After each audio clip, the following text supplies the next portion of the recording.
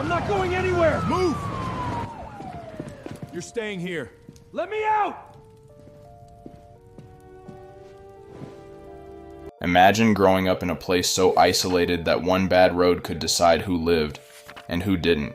That was my life. My name is Ethan now, but back then, in a forgotten village surrounded by open land and dust, everyone knew me by another name. I was 18 years old, standing right between boyhood and adulthood, trying to figure out what kind of man I wanted to become. Our village was small, the kind of place where every family knew the business of every other family. If someone bought a new car, the whole village knew by sunset. If someone argued with his wife, people discussed it by morning tea. Nothing stayed private there. But the one thing everyone shared was fear of the road. There was no proper highway leading to us. To reach the village, you had to leave the main road, turn at an old red marker we had placed ourselves, then drive nearly 6 miles through rough dirt, loose gravel, and sharp ridges of hardened earth.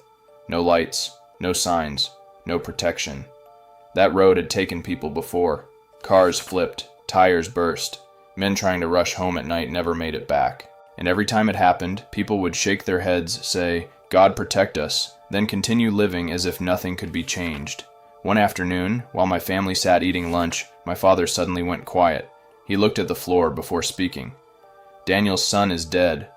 The room froze. I asked what happened, though deep down I already knew. In villages like ours, there were only a few ways young men died. He was speeding on the dirt road, my father said. Hit one of the raised mounds and rolled the car. Then he added something I never forgot. They found him the next morning. No one touched their food after that. The boy was only 21. At his funeral, grief filled the air heavier than the heat. His father kept repeating that he had warned him not to drive fast. Over and over, like saying it enough times might reverse fate.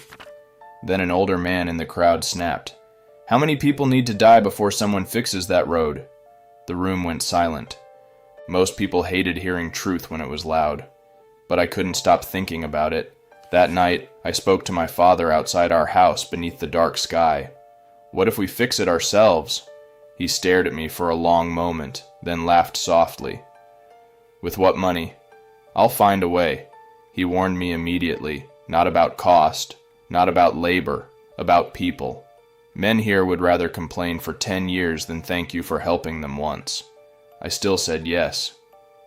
The next morning, I borrowed his old truck and drove to nearby towns, asking construction suppliers, road workers, anyone who might know the price of laying asphalt. Some quoted impossible numbers, others offered cheap shortcuts. By sunset, I had a rough answer. If enough villagers contributed, we could finally make the road safe. For the first time in years, I felt useful, like I was about to change something real. I had no idea. Fixing the road would be the smallest problem I was about to face. The following Friday, after prayers, my father stood in front of the men of the village and spoke with the kind of calm authority only age can earn. He told them the truth. The road was dangerous. More people would die if nothing changed. We had found workers willing to repair it for a price that, if shared, every household could afford. At first, no one said a word. Then one man nodded. Another agreed. Soon, voices began rising from every side. "I'll pay." "So will I." Enough is enough. I remember standing there, trying not to smile too much. For once, people weren't arguing. They were acting. By the next week, the money was collected and handed to me in front of witnesses. Every family's contribution was written down. Some gave more, some less, but together it was enough. Still, they didn't trust me fully. No village ever trusts one person with money, so they assigned another young man to go with me. Omar, the son of a respected family friend. He was decent, quiet, and practical, exactly the kind of person people like to use as insurance. We drove together to meet the road workers and paid the first half in cash. They started immediately. For 3 straight days, machines moved over that cursed dirt path. They flattened ridges, filled holes, spread material, and laid a rough but solid surface across the road that had haunted our village for years. I stood there watching trucks pass over ground that had once rolled cars into graves. It felt unreal. We even used leftover money to install a few lights near the entrance of the village by drawing power from the mosque. Nothing fancy, just enough so drivers could see where safety began. When it was done, people came out just to drive it. Men who once cursed the road now cruised over it smiling like children with new toys. Families drove out at sunset just to experience the smooth ride. My father looked prouder than he ever said out loud. For a brief moment, I thought I had earned respect. Then the whispers began. It started with boys outside the mosque. "There he is." "The thief." I stopped walking. One of them laughed nervously and pointed at me. "The road hero who stole everyone's money." I thought it was childish nonsense, kids repeating something stupid. Then it spread. Men began giving me strange looks. Women lowered their voices when I passed. Some said I must have taken a cut from the project. Others claimed the real cost was lower and I kept the rest. No one said it directly to my face. Cowards rarely do. I went home furious and asked my father what was happening. He barely looked surprised. "I warned you," he said. "In places like this, success embarrasses people who never did anything." I told him every remaining coin had been accounted for. He believed me. That wasn't the problem. Truth doesn't always defeat gossip. Sometimes it only arrives too late. The more I tried to ignore it, the worse it became. Every trip to the mosque, every walk through the village, every glance from someone I'd known my whole life felt poisoned.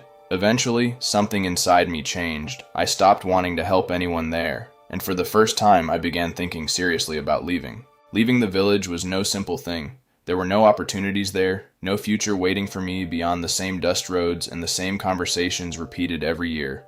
If I wanted a real life, I had to go to the city, nearly 200 miles away. I began making trips whenever I could, carrying a folder with my resume inside like it was some magic key. I walked into companies, handed it over, thanked receptionists who barely looked at me, then came home with nothing. One manager finally took pity on me.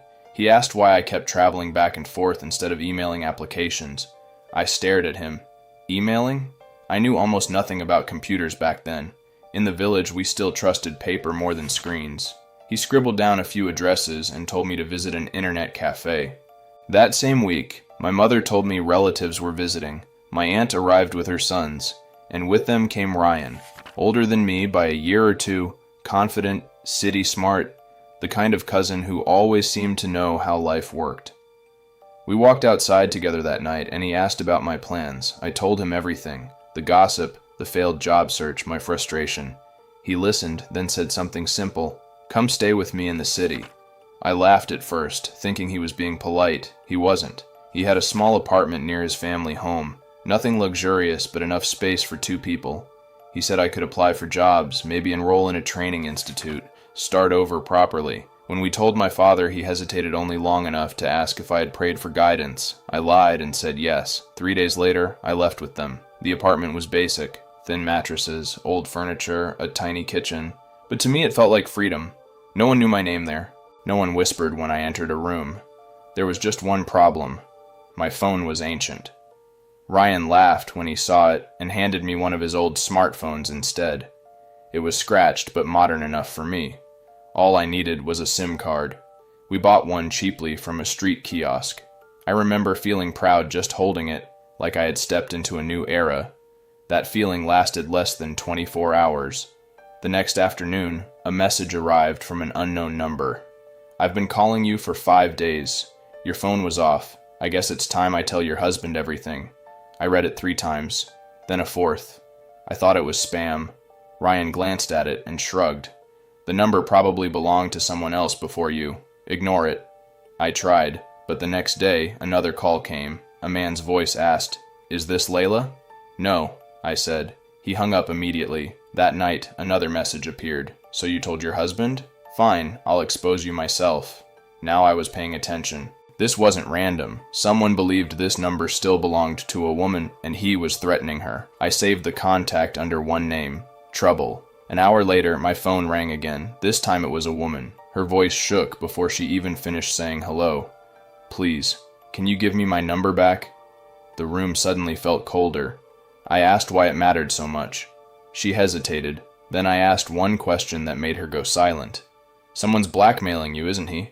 For a few seconds, all I could hear was her breathing. She hadn't hung up, but she wasn't speaking either. That silence told me more than words could. I knew I had guessed correctly. When she finally spoke again, her voice was smaller than before, as if she were afraid someone in the room might hear every syllable.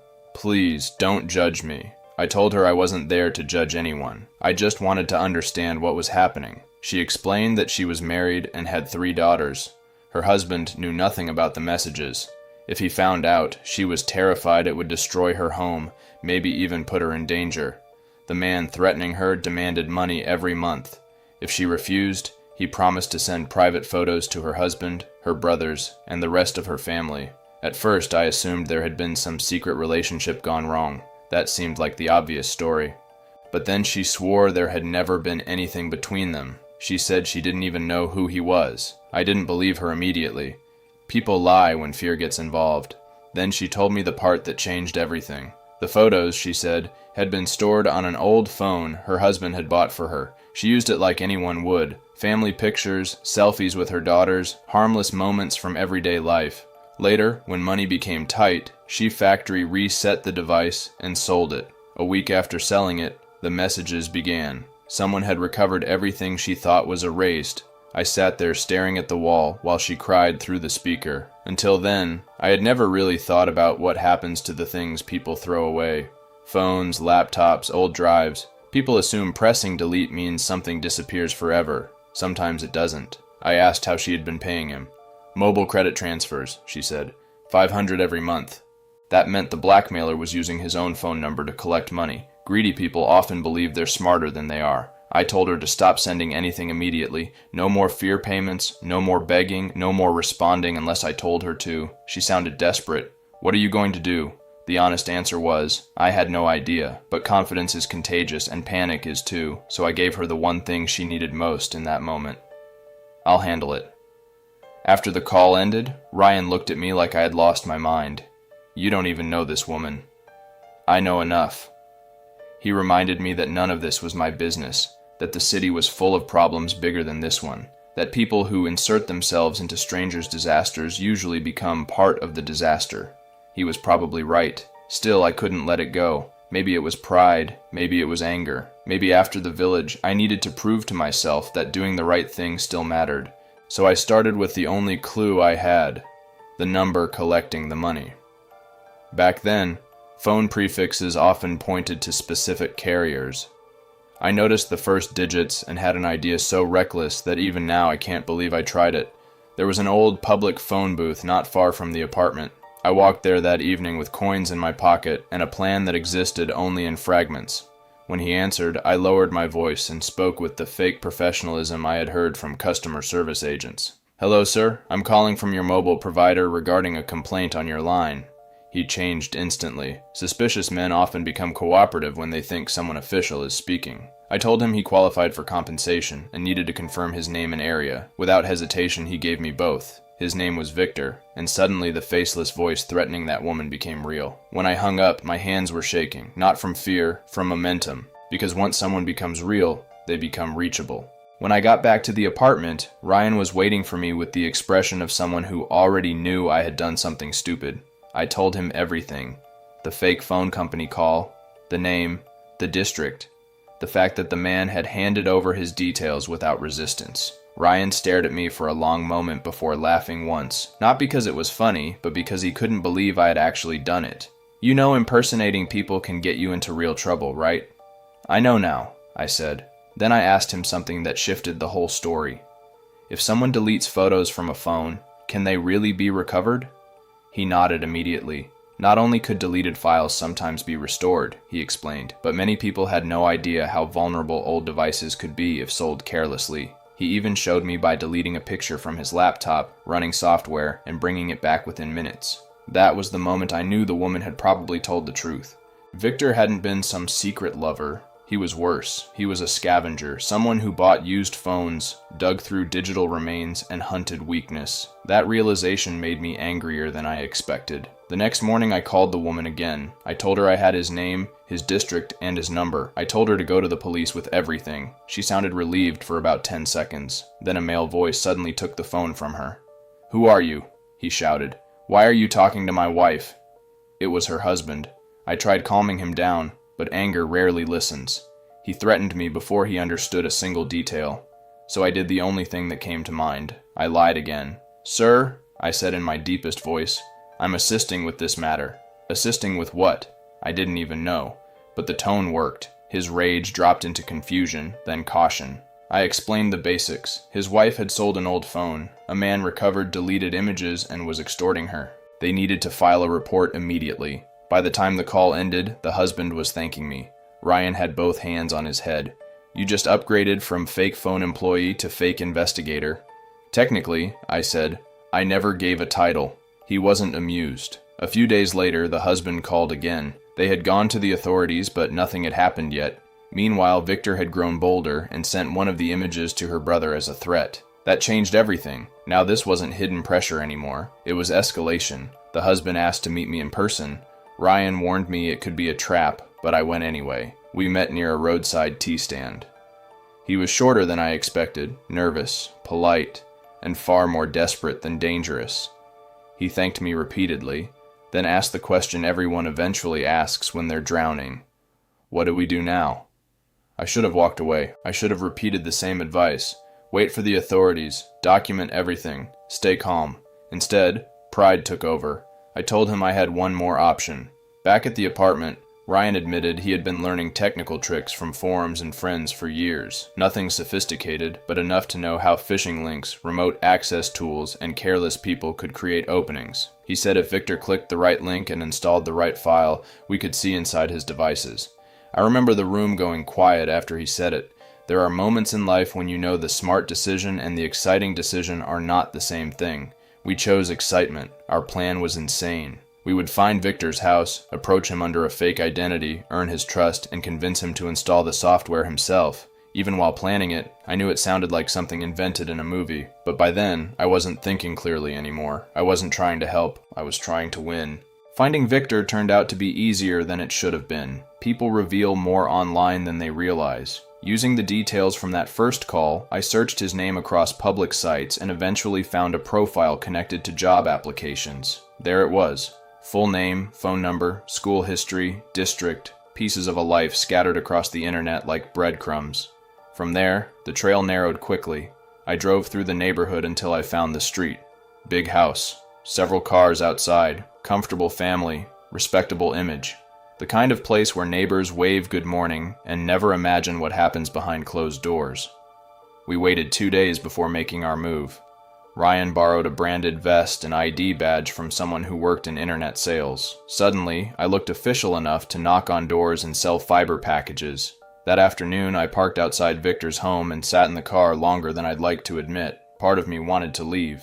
Another part kept hearing the woman crying through the phone. Eventually, guilt beat caution. I walked to the door and knocked. Victor answered almost immediately. Young, casual, completely ordinary. If I had passed him in a store, I would have forgotten his face in seconds. I introduced myself as a sales rep offering a new internet promotion. At first he dismissed me, complaining that another company had already promised him free months of service and never followed through. Then I improvised. I told him I had a better deal, 3 months free, no commitment, and I could personally make sure it was activated. That changed everything. Greedy people trust greed more than logic. He invited me inside. I kept talking while studying the room, pretending to inspect signal strength, asking where he wanted the router, how many devices he used, whether he had a laptop. Every answer made the lie easier. Then I offered him a speed optimization tool. I told him it would boost performance once the service was installed. He believed me so completely it almost felt insulting. He downloaded the file onto his phone, then onto his laptop, then clicked every permission request I told him to approve. I thanked him, shook his hand, and walked out of the house trying to keep a normal pace. The second I got back into the car, my heartbeat was pounding so hard I could hear it. When I reached the apartment, Ryan was already inside staring at the screen. It worked. He had access to both devices, files, photos, messages, browsing history, contacts. An entire life opened because one man trusted the wrong stranger for 10 minutes. We copied everything related to the blackmail. Then Ryan wiped large portions of the devices remotely. Photos vanished, files disappeared, accounts broke, chaos by keyboard. I should tell you I felt heroic. I didn't. I felt powerful, and that should have worried me more. Then I called Victor. He answered angrily, probably already noticing things going wrong. I said his full name slowly. The silence on the other end was immediate. Then I told him I knew what he had done. I knew about the woman. I had his private files. I could expose him exactly the way he exposed others. He denied everything, then panicked when I sent him one of his own family photos. Now he understood. Fear sounds the same in every language. I demanded he repay every amount he had taken from her and leave her alone permanently. I told him if he contacted her again, everything in his digital life would become public. He begged. He promised. He swore he had already stopped. Maybe he lied, maybe not. But from that day forward, the messages to her ended. The husband thanked me like I had saved his family. The woman cried with relief. Ryan called me insane. And me? I sat awake that night understanding something uncomfortable. Victor was guilty. But somewhere along the road to stopping him, I had crossed lines I once believed only bad people crossed. I had lied, impersonated people, manipulated strangers, invaded privacy, and used fear as a weapon. I told myself it was justice. Maybe it was. Maybe it was revenge dressed as justice. Either way, I learned something dangerous that year. It is possible to defeat a villain and still lose part of yourself doing it.